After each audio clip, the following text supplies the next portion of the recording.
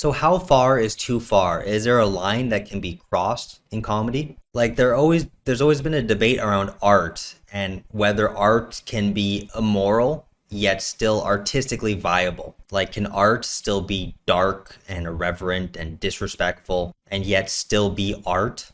This debate has extended to humor. Can humor be dark, disrespectful, irreverent, and still be within the realm of humor?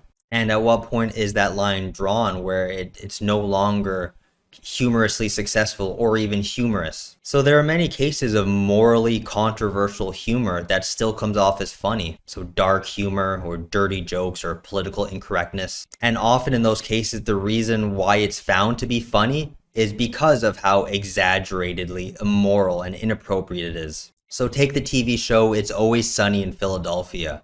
Its humor and success and popularity comes in how fundamentally flawed and shockingly reprehensible and irredeemable and morally depraved a lot of its characters and situations are, to the point of being caricatures and thus funny again because it's too absurdly depraved to take seriously or get personally offended. So moral flaws can contribute to humor, but they can also detract from humor if they go too far or too soon after a tragedy, so that they're interpreted as distasteful and unfunny. Comedy is subjective, so it's hard to identify the line, let alone avoid crossing it. So take this example of a dark joke made in reference to a public figure's passing and ask yourself, is there anything wrong with it? Does that wrongness contribute to the funniness? Or does that wrongness go too far so that it's no longer funny?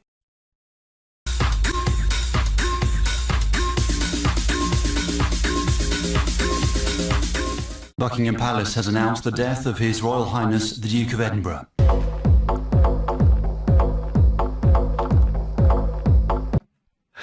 Okay, so here we have like BBC Radio 1, like Saturday Night Dance, late night broadcast of like electro and house music. And oftentimes during these broadcasts, the DJ will step in between songs and just say a message. Like, this one's dedicated to Lucy in Brighton.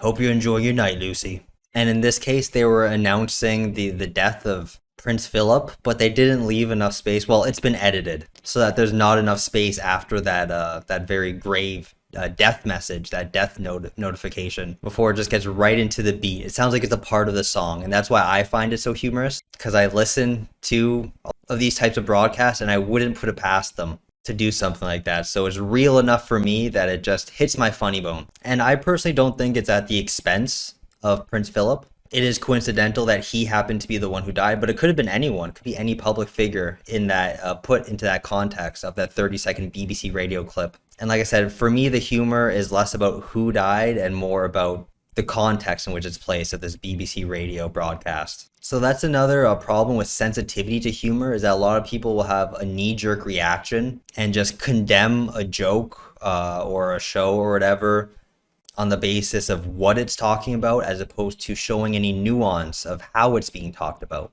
Like, yeah, that clip does mention someone dying, but it doesn't do it in a way that's any more disrespectful to that person. But a lot of people won't even take the time to realize that. They'll just take it by the surface image of, oh, this joke is talking about that topic, therefore it's a bad joke, or it's not funny, or it goes too far. And there are plenty of jokes that do go too far and are just completely out of in bad taste.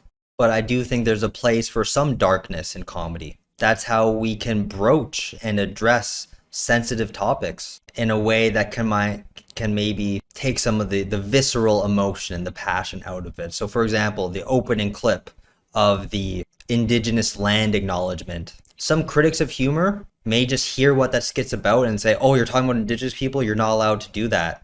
But nothing in that skit is making fun of Indigenous people. It's pointing out the absurdity in a lot of land acknowledgement ceremonies and how a lot of them can amount to just lip service, which is a valid point, and it's an important point for initiating some sort of social change and putting those things into practice rather than merely just saying them. But if that skit is just condemned right off the bat for being about Indigenous people, then we're never going to have a space for uncomfortable discussion and conversation. As Patrice O'Neill says, comedy shouldn't be everybody laughing. It should be 50 people laughing and 50 people horrified. So comedy can be dangerous waters to tread a lot of the time. Comedy is usually our first way of eventually addressing and dealing with very serious topics. And it can provide a bit of relief and catharsis related to these socially shared topics that we may tend to repress because we feel like we're not allowed to talk about that. It's not in good taste. Well, like I said, there are some jokes, some attempts at humor that are just in poor taste, that are just tasteless. And jokes can reinforce unethical behaviors at times. So if someone tells a racist joke or a sexist joke and everyone in the room laughs, then it normalizes that attitude towards and treatment of other ethnicities or genders. So take that old boys club, that old boys network that we discussed in the week on academic discourse. Imagine the backroom dealings of these well-connected and powerful old white men. If someone tells a dirty joke about a woman or a racist joke about a minority group and everyone laughs, then it not only normalizes, but it endorses that perspective.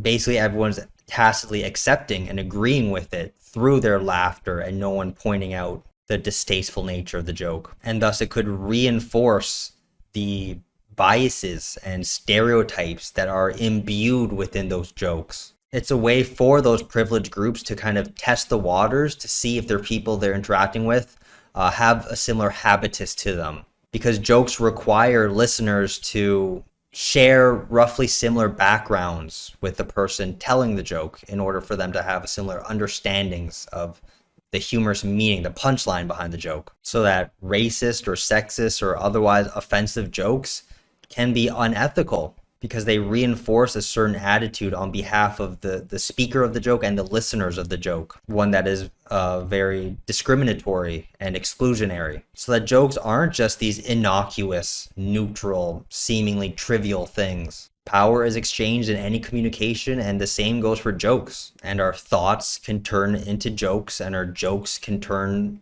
into practices, and our practices can turn into habits, so that they play just as much of a role in the communicative dissemination of power as any other piece of communication.